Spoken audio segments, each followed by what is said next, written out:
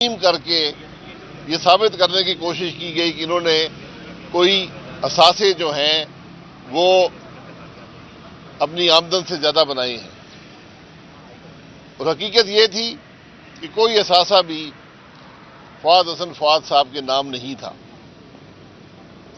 اور بات صرف یہاں ختم نہیں ہوتی ہے، 2 سال سے زیادہ جس عدالت میں یہ کیس چل رہا تھا اس میں جج ہی تعینات نہیں تھا۔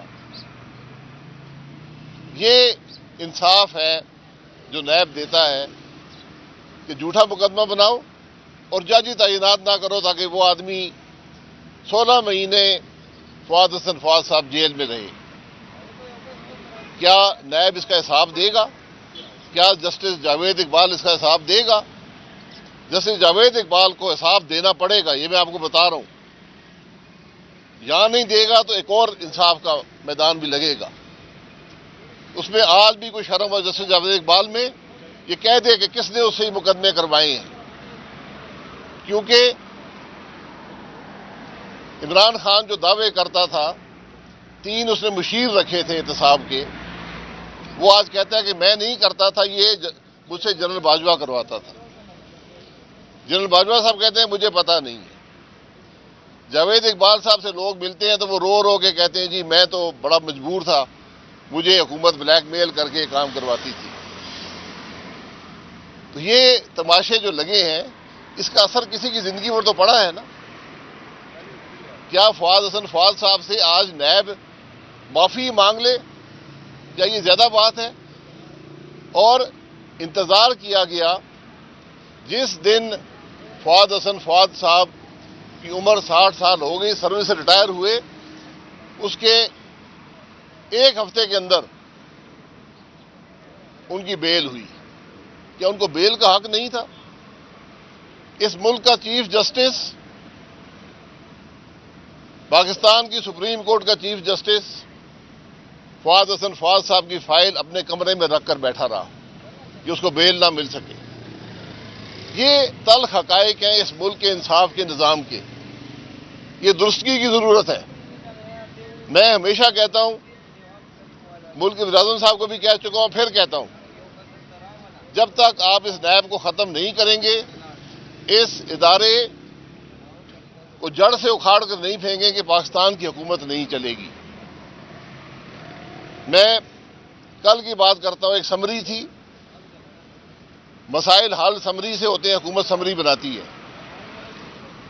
جو حکومت کے افسران وہاں تھے انہوں نے کہا جناب یہ سمری آپ نے بنوانی ہے تو پھر ہماری عدالت کی فیس بھی اس کے اندر شامل کر دیں، کیونکہ کل نیب مقدمہ بنا کر ہمیں اندر کر دے گا۔ جہاں پر حکومت کے افسران یہ کہتے ہوں، وہاں پر حکومت کون سی چلے گی؟ جب ہم اس نیب کو سیاستدانوں کو توڑنے اور مروڑنے اور سیاست کو منور کرنے کے لیے استعمال کریں گے تو اس کی قیمت جو ہے وہ پاکستان کے عوام ادا کرتے ہیں۔ آپ نے مقدمہ بنانا ہے، مقدمہ بنائیں، عدالتوں میں چلائیں۔ یہ میرا مقدمہ 4 سال ہو گئے، آج 6 مہینے ہو گئے، بحث یہ ہو رہی ہے جی قانون کیا ہے؟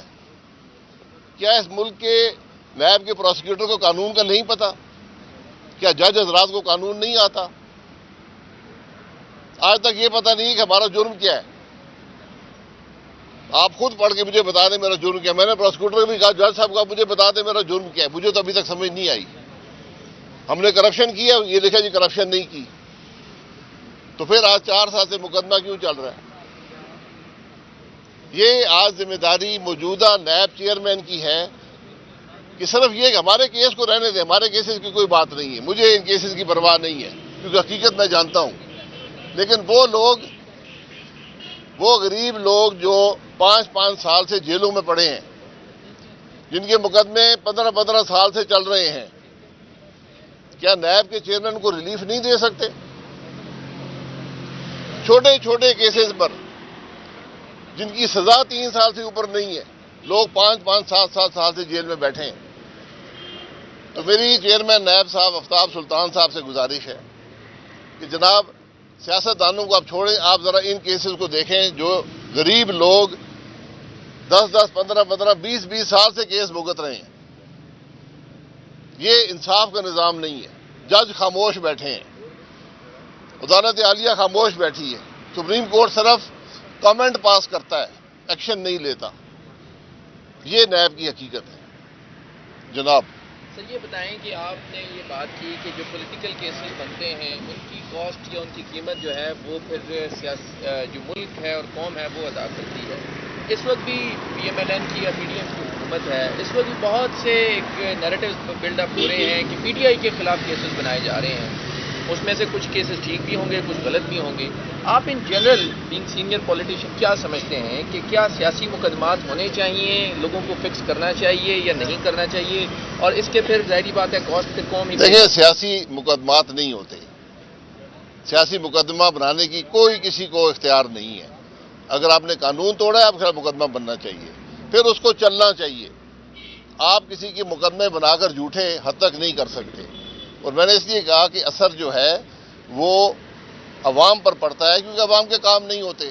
جب افسر اپنی قلم اٹھا لیتا ہے، وہ کہتے ہیں جی میں تو یہ فیصلہ کروں گا، اگر نیب پکڑ کے لے جائے گی، کیونکہ کسی بھی سیاستدان کو پکڑنے کے لیے آپ کو اس کا جو افسر ہوتا ہے اس کو پکڑنا ضروری ہوتا ہے، ورنہ کیس نہیں بن سکتا۔ یہ اس کی حقیقت ہے۔ باقی میں ہر جھوٹے کیس کے خلاف ہوں، اور میرا مشاہدہ یہ ہے کہ اس ملک میں کوئی کرپٹ آدمی نہیں پکڑا جاتا۔ آپ ان کیسز کو دیکھ لیں جو عدالتوں میں ہیں، یہ صرف وہ لوگ ہیں جو زندگی میں ایمانداری سے کام کرتے رہے، کیس ان کے خلاف ہیں، جو کرپٹ ہیں وہ باہر کھلے پھر رہے ہیں۔ اچھا صاحب، آپ نے بارہا یہ کہا کہ نیب کو جڑ سے اکھاڑ پھینکنا چاہیے، لیکن آج تک ایسا ہو نہیں پایا۔ کیا حکومت میں آپ کی آواز کو ترجیح نہیں دی جاتی؟ نہیں، میں نے اپنی آواز بلند کر دی ہے نا۔ میں نے تو پچھلی حکومت میں بھی آج بھی کہتا ہوں، آپ نے ملک چلانا ہے یا نیب چلانا ہے، یہ فیصلہ کر لیں، یہ دونوں نہیں چلیں گے۔ اچھا بھائی صاحب، جیسے پی ٹی آئی کے دور میں آپ لوگ پکڑے جا رہے تھے تو اس ٹائم پی ٹی آئی کے لوگ کہا کرتے تھے کہ یہ ہم نہیں پکڑوا رہے بلکہ کوئی اور کر رہا ہے۔ آج پی ٹی آئی کے لوگ پکڑے جا رہے ہیں تو مسلم لیگ نون کے اکثر لوگ کہہ رہے ہیں کہ ہم نہیں کر رہے۔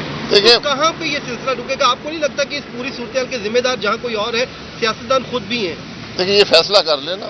عمران خان نے دعوے کیے کہ میں نے فلانے کو اندر کروایا ہے، میں نے فلانے کو اریسٹ کیا ہے، میں نے فلانے کو پکڑا ہے۔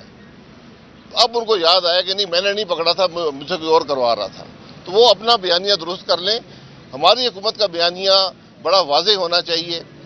اگر کیس بننا ہے، اس کیس میں جان ہونی چاہیے، پروسیکیوٹ کریں ڈے ٹو ڈے بیسس پر، اور اس کیس کو منطقی انجام پہ پہنچائیں۔ سر آخر میں یہ بتا دیجیے گا کہ عمران خان کے آخری دور میں اس بات کی بات چیت ہو رہی ہے کہ شاید حقان عباسی کو وزیر اعظم بننے کی آفر تھی، کیا یہ بات درست ہے کہ آپ کو اس پی ٹی آئی کے دور مجھے عمران خان نے کوئی آفر بھی وزیر اعظم بننے کی نہیں دی۔ کسی اور نے کوئی آفر کی آپ کو؟ دیکھیں، مجھے وزیر اعظم جو ہے وہ صرف میری پارٹی بنا سکتی ہے، کوئی اور نہیں بنا سکتا۔ Thank you.